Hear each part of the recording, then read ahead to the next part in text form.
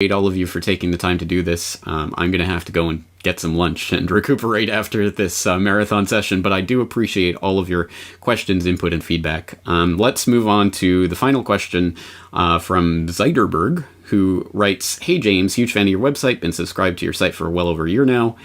I feel that we have three ideologies that are shaping and guiding the world. We have the Zionists, the neoconservatives, and a financial ideology, fractional reserve banking, which is the undergirding the entire structure.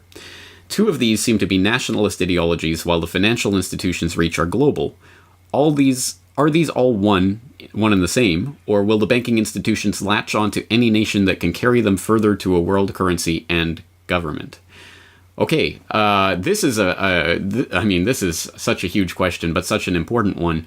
I think that this relates to something that I've been really trying to articulate recently, and that I'm going to be doing a very important podcast on. One of the most detailed podcasts I think I've done probably ever is going to be hopefully dropping this week, later this week. I'm going to do one on China and the New World Order, which gets into the question of the China NATO Cold War. Is this a war? Are they connected at the top?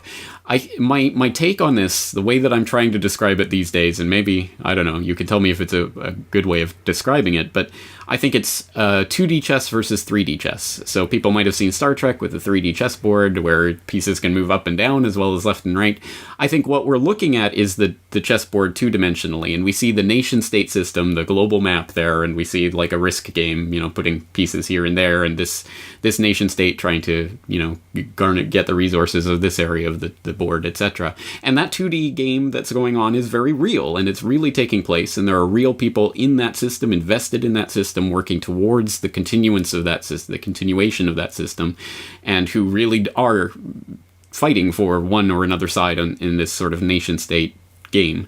But above and beyond that is the guiding ideology of, I think, the upper part of the powers that shouldn't be, which is the globalist ideology, trying to ultimately, of course, get it into a one world government, one currency system, complete control over everything. And again, this is not new. I mean, this idea, this quest has been going on for thousands of years. I mean, the Caesars of the world and what have you have always attempted to rule over the world and unite it under one system. I think the powers that shouldn't be, the elite of our time, are doing the same thing. So that's the sort of the 3D chess game. And from that perspective, the ultimate outcome of the 2D chess game has to be that nation states fight nation states. It's horrible. It's bloody. People get wiped off the map. There's carnage. People at the bottom of the pyramid are crying out, "Oh, just make it stop. Anything to make it stop."